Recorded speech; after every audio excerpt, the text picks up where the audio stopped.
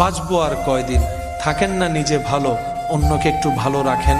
বিশ্বাস করেন, অন্যকে ভালো রেখে আপনি এখান থেকে যে ভালোটা থাকতে পারবেন, অন্যের চোখে পানি এনে দিয়ে সে ভালোটা আপনি থাকতে পারবেন না।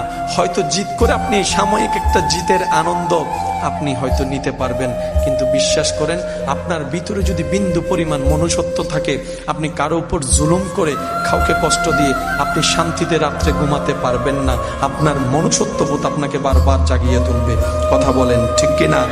মনুষ্যত্ববোধ যার কাছে থাকবে, সে কখনো আরেকজনকে অন্যায়ভাবে কষ্ট দিয়ে ঘুমাতে পারবে না।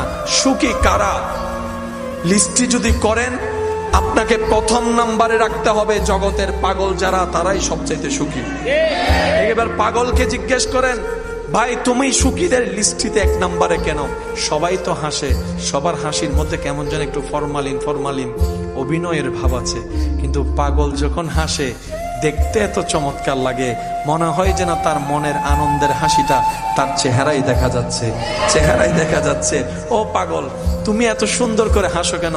পাগল হয়তো এটাই বলবে, আমি কারো